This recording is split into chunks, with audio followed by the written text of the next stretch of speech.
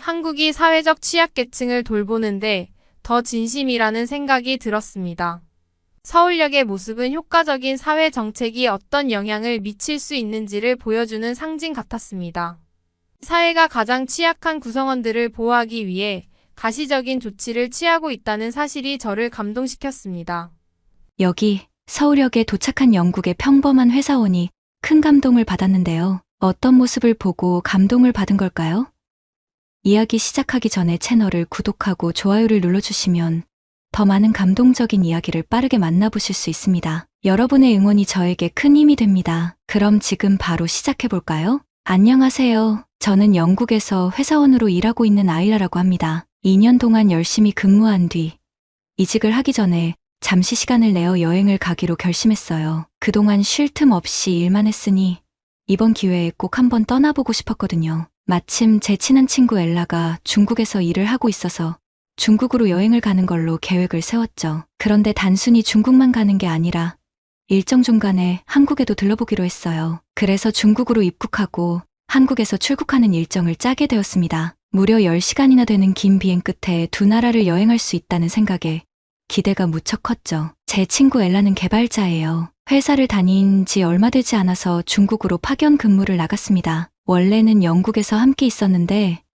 그 이후로 거의 2년 만에 엘라를 다시 보게 되는 거라서 설렘이 컸어요. 엘라와의 재회도 기대됐지만 중국과 한국이라는 두 나라를 한 번에 여행할 수 있다는 점도 매우 설레었죠. 저는 엘라에게 중국 여행에 필요한 준비물이 있는지 물어봤더니 엘라는 아무 걱정 말고 나만 믿어라고 자신 있게 말하더군요. 그녀는 충칭이라는 도시는 역사적인 유적지는 많지 않고 도시의 활기를 즐길 수 있는 곳이라고 설명해 줬어요. 저도 유적지보다는 도심의 활기찬 분위기를 좋아하는 편이라 충칭에서 어떤 경험을 하게 될지 기대가 되었습니다. 드디어 여행 준비를 마치고 충칭과 서울로 떠나게 되었어요. 그런데 환전을 하다가 조금 이상한 점이 있었어요. 저는 중국이 영토도 크고 경제적으로도 잘 사는 나라니까 환율이 당연히 더 높을 거라고 생각했거든요. 그런데 의외로 한국의 환율이 더 높더라고요. 이 점이 꽤 의아했지만 일단 무사히 환전을 마치고 여행을 이어나갔습니다. 그리고 중국어 인사말 몇 가지를 간단하게 배워두고 한국에 가기 전엔 한국어 책도 준비했어요. 환율 덕분에 중국에서는 비교적 저렴하게 여행할 수 있을 거란 기대를 품고 비행기에 올랐습니다. 충칭공항에 도착했을 때 다행히도 영어로 의사소통이 가능해서 한숨 돌렸습니다. 그런데 뭔가 이상한 느낌이 들었어요. 제가 스타벅스에서 라떼를 주문했는데 직원이 라떼라는 단어를 알아듣지 못하더군요. 저는 영어로 된 대부분의 사투리를 알아듣는 편이라 크게 걱정하지 않았는데 여기서는 영어가 거의 다른 언어처럼 느껴질 정도였어요. 나중에 엘라에게 물어보니 공항이라서 그나마 영어가 통했던 거라고 하더군요. 중국 사람들은 대부분 영어를 거의 못한다고 말이죠. 충칭에 도착한 후 시차 적응이 쉽지 않았어요. 시차 때문에 평소의 수면 패턴이 완전히 뒤틀려 버렸습니다. 게다가 대부분의 일반 식당이 저녁 일찍 문을 닫는 바람에 밤늦게까지 열려있는 곳을 찾아다니며 허기를 채워야 했죠. 결국 근처에서 눈에 띄는 식당에 들어가 대충 메뉴를 보고 음식을 시켰는데 솔직히 기대에 한참 못 미쳤어요. 음식 맛도 별로였고 양도 적어서 배가 충분히 차지 않더라고요. 이렇게 허술한 저녁을 먹다니라는 생각에 한숨이 절로 나왔어요. 식사를 마치고 밖으로 나왔는데 충칭의 밤거리가 생각보다 음침했어요. 기대했던 화려한 야경은커녕 어둡고 쓰레기가 널린 골목이 눈에 들어왔죠. 가로등 불빛 아래에 보이는 건 낡고 오래된 건물들 뿐이었고 사람들도 거의 보이지 않아 분위기가 무척 쓸쓸했어요. 충칭은 활기차고 즐거운 도시라고 들었는데 제가 마주한 풍경은 그와는 거리가 멀어 보였습니다. 이게 뭐지?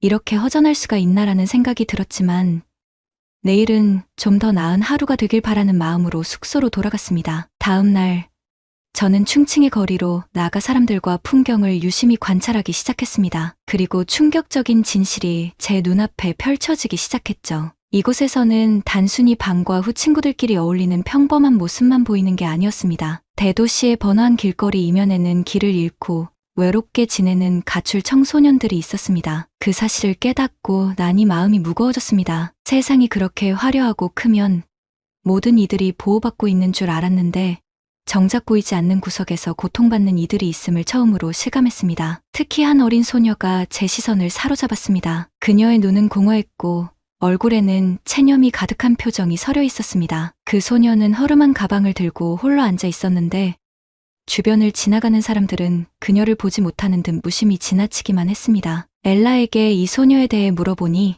이곳에서는 가출 청소년들이 모이는 것이 흔한 일이라고 설명해 주었습니다. 저로서는 쉽게 이해되지 않는 상황이었어요. 한편으로는 그 소녀의 모습이 너무나도 안타까워 가슴이 아팠습니다. 이렇게 선진적이고 문화와 기술이 발달한 도시에서 그들이 눈앞에 있는데도 무시당하는 현실이 납득되지 않았어요. 그때 엘라가 무언가 이상한 점을 눈치챈 듯 저에게 물었습니다. 혹시 스피커에서 나는 소리 안 들려? 저는 아무 소리도 들리지 않는다고 대답했는데 엘라가 말하길 그 스피커에서 나오는 소리는 고주파 음으로 나이가 어린 사람들만 들을 수 있는 주파수라고 하더군요. 가출 청소년들이 모이는 걸 막기 위해 일부러 그런 소리를 내보낸다는 설명이었습니다. 그 말을 듣는 순간 저는 정말 큰 충격을 받았습니다. 가출 청소년들을 위한 보호시설이나 도움을 주는 방법을 찾는 대신 그들을 쫓아내기 위해 고주파 소리로 괴롭힌다는 사실이 너무나도 비인간적으로 느껴졌습니다. 만약 이 같은 일이 영국에서 일어났다면 아동학대 혐의로 당장 문제가 되었을 거라고 생각하니 더 기막혔습니다. 그런 생각을 하며 도시는 너무나도 화려하고 발전했는데 정작 도움이 필요한 이들에게는 냉혹하다는 사실을 절실히 깨달았죠. 저도 몰랐던 그 도시의 이면을 마주하면서 기분이 복잡해졌습니다. 그럼에도 불구하고 저는 충칭에 있는 동안 최대한 이곳의 미식 문화를 즐기고 싶었습니다. 영국에서는 외식 물가가 너무 비싸서 마음껏 외식을 하기가 어려웠던 탓에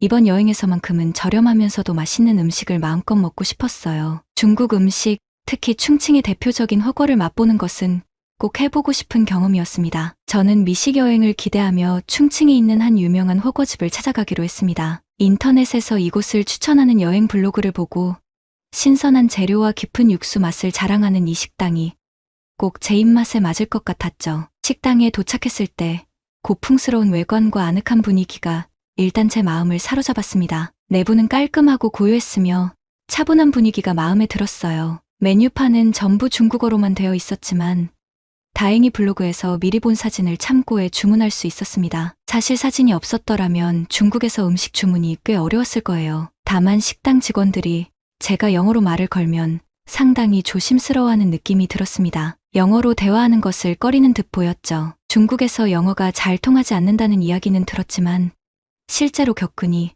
불편함이 느껴졌습니다. 음식이 나오기 전까지 기다리는 동안 저는 테이블에 놓인 섬세한 식기들과 고풍스러운 인테리어를 구경하며 만족감을 느꼈습니다. 잠시 후 드디어 제가 주문한 훠궈가 나왔습니다. 상상했던 그대로 진하고 깊은 국물에 신선한 재료들이 잘 어우러진 훌륭한 요리였습니다. 특히 반찬들도 다양하게 나와서 그중 몇 가지는 너무 맛있어서 여러 번 더 달라고 요청했어요. 반찬이 추가 요금 없이 제공되는 것이라고 생각했기에 마음 놓고 먹을 수 있었죠. 식사를 마친 후 저는 매우 만족스러운 기분으로 계산을 요청했습니다. 그런데 계산서를 받아들고 나서 깜짝 놀랐습니다. 예상했던 것보다 훨씬 높은 금액이 청구되었거든요. 나는 직원에게 왜 이렇게 비싼지 물어보았습니다. 직원은 정중하게 반찬들이 모두 별도로 청구되었고 각 작은 그릇마다 추가 요금이 붙었다고 설명해 주었습니다. 저는 놀라움을 감출 수 없었습니다. 메뉴판 어디에도 그런 내용이 적혀 있지 않았고 제가 눈치챌 만한 표시도 없었으니까요. 반찬이 무료로 제공되는 것이라고 생각했던 저는 혼란스러웠습니다. 그 순간 여러 감정이 뒤섞였습니다. 우선 식당의 투명성이 부족하다는 점에서 좌절감을 느꼈고 자신이 잘못 이해한 것에 대한 당혹감이 밀려왔습니다. 또한 예상치 못한 요금에 대한 짜증도 있었습니다. 분명 맛있는 음식을 먹었음에도 불구하고 계산서가 주는 불쾌한 여운 때문에 기분이 상한 상태로 식당을 나서야 했습니다. 예상치 못한 추가 비용에 기분이 상한 저는 마지못해 계산서를 지불했습니다. 음식은 제가 먹었으니 당연히 값을 치르는 게 맞긴 했지만 호텔로 돌아가는 길에 계속해서 속았다는 기분을 떨칠 수 없었습니다. 그동안 중국에서 경험한 거래들은 대체로 간단하고 투명했는데 이번 사건은 그와는 너무나 대조적이었죠. 저는 이것이 중국에서 흔한 관행인지 아니면 저처럼 관광객인 사람들을 노린고립된 사건인지를 고민하기 시작했습니다. 이 경험은 여행 내내 제 마음을 무겁게 만들었습니다. 아무리 여행 준비를 철저히 했다고 해도 예상치 못한 문화적인 차이와 오해는 언제든 발생할 수 있다는 사실을 뼈저리게 깨달았거든요. 중국에서의 시간이 지나며 다양한 음식을 즐길 수 있었던 건 좋은 경험이었지만 충칭의 길거리에서 마주한 가출 청소년들의 모습이 마음속에 깊게 남아 있었습니다. 그들의 얼굴은 인간 사회의 복잡성을 보여주는 듯했고 이 사회가 젊은이들이 성장하는데 필요한 지원과 보살핌을 제대로 제공하지 못하고 있다는 사실을 다시 한번 상기시켜 주었죠. 그 모습을 떠올리며 저는 앞으로의 여행에서 새로운 경험을 하게 될 거라는 기대감과 동시에 조금 더 신중해져야겠다는 마음을 품고 한국으로 향했습니다. 한국행 비행기를 타면서 저는 기내 승무원들에게 큰 안도감을 느꼈습니다. 한국 승무원들이 영어로 유창하게 의사소통을 해줘서 그동안 중국에서 겪었던 언어 장벽으로 인한 불편함이 사라졌기 때문이었죠. 중국에서는 영어가 거의 통하지 않아서 언어 소통에 대한 어려움이 여행 내내 제 발목을 잡았던 것이 사실이었습니다. 그런데 한국에서는 영어가 통하는 환경에 오니 마치 다시 숨을 쉴 수 있는 듯한 해방감을 느꼈습니다. 저는 영국에서 평생을 살아오면서 늘 자동차에 의존해 생활해왔습니다. 교통체증이나 주차 공간을 찾는 번거로움이 있긴 하지만 그만큼 자동차가 주는 자유와 편리함을 소중히 여겼기 때문입니다. 그래서 이번 한국 여행에서는 대중교통에 의존해야 한다는 사실이 처음에는 부담스럽게 느껴졌습니다. 외국에서 대중교통 시스템을 익혀가며 적응해야 한다는 점도 한편으로는 불안했죠. 그러나 막상 서울에 도착한 순간 그런 걱정은 순식간에 사라졌습니다. 서울의 대중교통 시스템은 그 자체로 하나의 놀라운 경험이었습니다. 도시에 도착한 첫날부터 서울의 지하철 네트워크는 저를 완전히 사로잡았죠. 이 도시의 지하철은 놀랍도록 효율적이었고 도시 구석구석까지 연결된 광범위한 네트워크 덕분에 거의 어디든 쉽게 갈 수 있었습니다. 또한 지하철은 정시성이 뛰어나서 기차가 정확하게 도착하고 출발하는 덕분에 하루 일정을 세밀하게 계획할 수 있었어요. 청결하고 질서 정연한 환경은 제가 영국에서 경험했던 대중교통과는 확연히 다른 수준이었습니다. 서울의 지하철역에서 실시간 정보를 표시하는 전광판과 여러 언어로 안내하는 매표기는 사용자 친화적이어서 외국인인 저에게도 매우 편리했습니다. 매표기에서 손쉽게 표를 구매하고 정확한 시간에 맞춰 기차를 탈 수 있다는 사실에 계속해서 감탄하게 되었죠. 대중교통이 이렇게 잘 발달된 이유로 서울 어디를 가도 사람들이 많은 것이 아닐까라는 생각이 들 정도였습니다. 무엇보다도 차를 소유하지 않아도 이렇게 자유롭게 도시를 이동할 수 있다는 점이 무척 부러웠습니다. 제가 가장 인상 깊게 느꼈던 순간은 바로 서울역에 도착했을 때였습니다. 번잡한 서울역을 빠져나오자마자 저는 도시에 가득 찬 활기와 에너지를 온몸으로 느낄 수 있었습니다. 우뚝 솟은 고층 빌딩들과 끊임없이 쏟아져 나오는 인파는 역동적인 도시의 분위기를 고스란히 전달해 주었죠. 그 속에서 저는 서울이라는 거대한 도시의 생명력을 체감할 수 있었습니다. 다른 나라의 대도시와 마찬가지로 서울은 빠르게 움직이는 사람들로 가득 차 있었습니다. 제가 전 세계 여러 도시를 여행하면서 자주 목격했던 광경 중 하나는 기차역이나 공공장소에서 피난처를 찾는 노숙자들의 모습이었습니다. 이는 대도시에서 흔히 볼 수 있는 장면이었기에 그리 낯설지 않았죠. 그러나 서울역을 지나면서 저는 뭔가 색다른 점을 발견했습니다. 다른 대도시와는 달리 서울역 주변에서는 노숙자의 모습이 전혀 보이지 않았던 것입니다. 구석에서 잠을 자거나 잔돈을 구걸하는 사람들조차 찾아볼 수 없었죠. 서울역에서의 경험은 다른 주요 도시에서 봤던 기차역 풍경과는 완전히 달랐습니다. 다른 도시들에서는 기차역이 노숙자들의 임시 쉼터로 활용되는 모습을 종종 목격했는데 서울역에서는 그런 모습을 찾아볼 수 없었죠. 처음에는 제가 노숙자들을 그저 놓쳤거나 그날은 운이 좋아서 그런 광경을 보지 못한 것이라고 생각했습니다. 하지만 며칠 동안 서울역을 여러 번 방문했음에도 불구하고 노숙자들이 눈에 띄지 않았다는 점이 계속 의문이었습니다. 이런 의문을 해결하고자 알아보기 시작했고 마침내 역 밖으로 나가면서 그 답을 발견했습니다. 서울에도 노숙자들이 모여있는 장소가 있었지만 그곳에서 그들이 모인 이유는 무료로 제공되는 식사를 받기 위해서였습니다. 제가 봤던 광경은 정말 감동적이었어요. 중국에서는 가난한 아이들이 편의점 도시락 하나를 나눠 먹는 모습을 봤던 것과는 대조적이었죠. 서울의 이곳에서는 노숙자들이 모여 밥을 나눠 먹고 있었고 그들 중에 어린 아이들은 거의 보이지 않았습니다. 나라의 크기와 관계없이 한국이 사회적 취약계층을 돌보는데 더 진심이라는 생각이 들었습니다. 서울역의 모습은 효과적인 사회 정책이 어떤 영향을 미칠 수 있는지를 보여주는 상징 같았습니다. 사회가 가장 취약한 구성원들을 보호하기 위해 가시적인 조치를 취하고 있다는 사실이 저를 감동시켰습니다. 힘든 상황에 처한 사람들이 거리에서 스스로를 지키기 위해 고군분투하는 모습을 보지 않아도 된다는 것은 정말 가슴 따뜻한 경험이었습니다. 한국 사회는 어려운 이들에게 구체적인 도움을 제공하고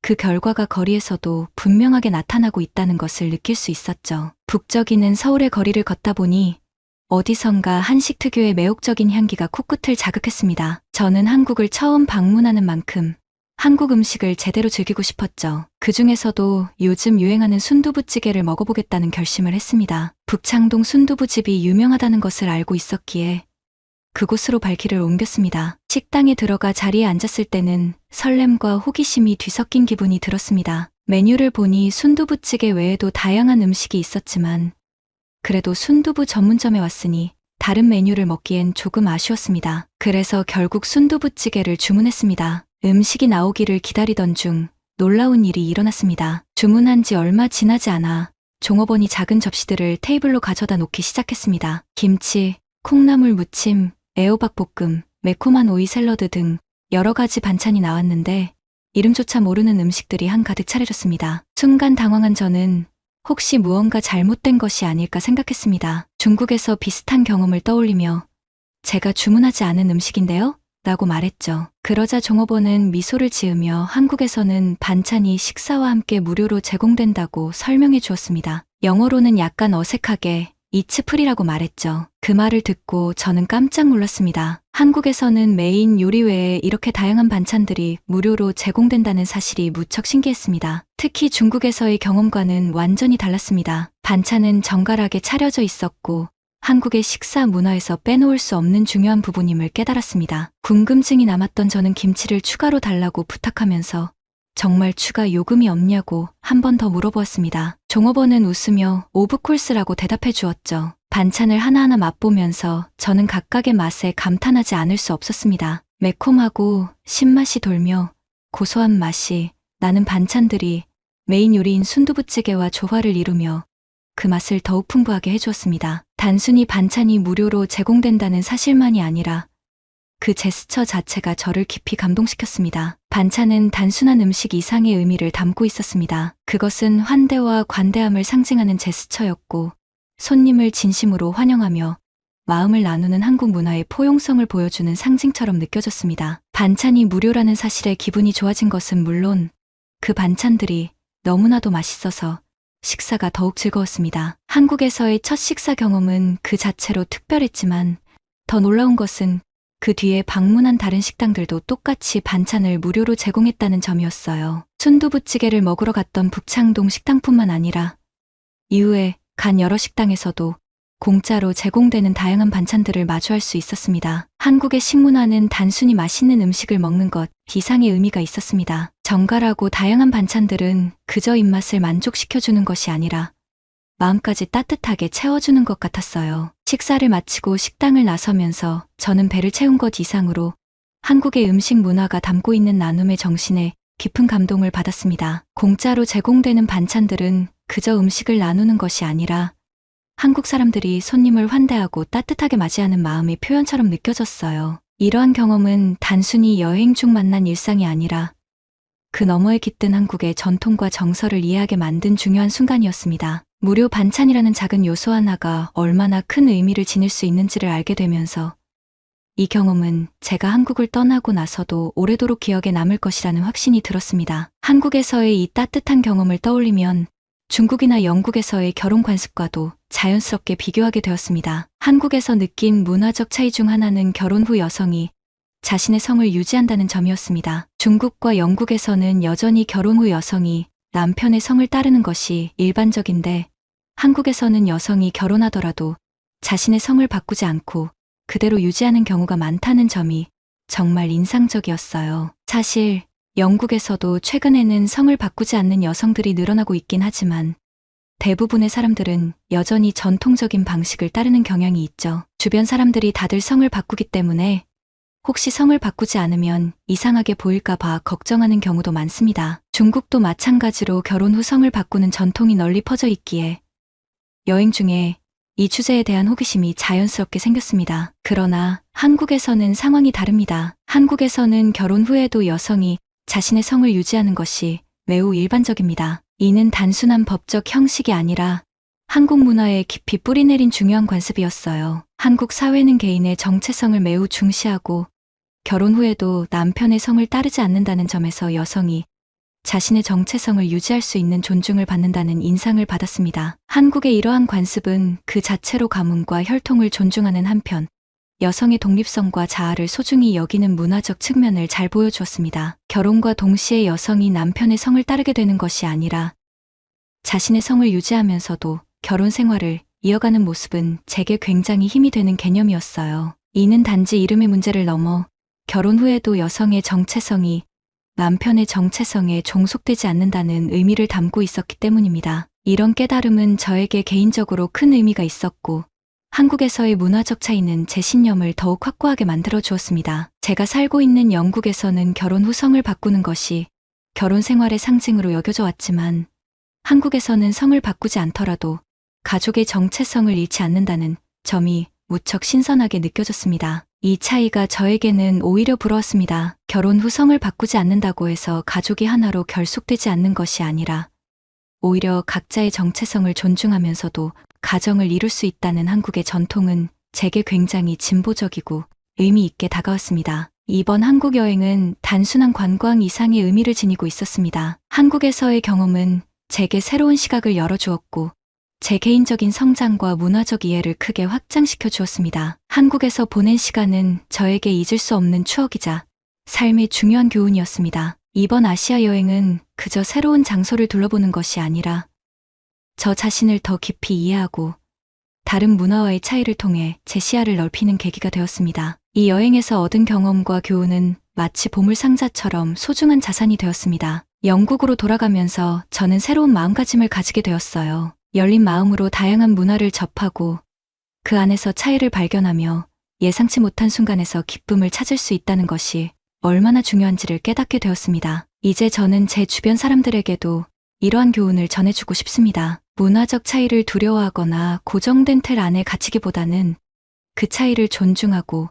새로운 것을 배울 수 있는 기회로 삼는 것이 중요하다는 것을 말이죠. 이번 여행은 저에게 그렇게 특별한 의미를 남겼고 앞으로도 오랫동안 기억에 남을 경험이 될 것입니다. 오늘은 영국에서 온 아일라의 이야기를 함께 나눠봤습니다. 아일라는 중국과 한국을 여행하면서 각 나라의 문화적 차이에서 많은 깨달음을 얻었는데요. 중국에서는 언어 장벽과 예상치 못한 상황들로 인해 어려움도 있었지만 한국에서는 따뜻한 환대와 소박한 나눔을 통해 마음 깊이 감동을 받았다고 합니다. 특히 한국에서 결혼 후에도 여성이 자신의 성을 유지하는 관습을 보며 자신의 정체성을 지키는 것의 중요성을 새롭게 느꼈다고 해요. 이번 여행을 통해 그녀는 개인적인 성장과 더불어 문화적 이해를 넓힐 수 있었다고 합니다. 오늘 이야기를 통해 우리도 각기 다른 문화를 존중하고 그 안에서 새로운 배움을 얻을 수 있다는 소중한 교훈을 함께 나눌 수 있었던 것 같습니다. 여러분도 오늘 하루 작은 것에서 따뜻함과 기쁨을 찾으시길 바랍니다. 오늘 이야기를 마치겠습니다. 여러분의 구독과 좋아요로 우리의 소중한 이야기가 더 많은 이들에게 전달될 수 있도록 노력하겠습니다. 다음에도 함께해 주시기를 기대합니다. 즐거운 하루 보내세요.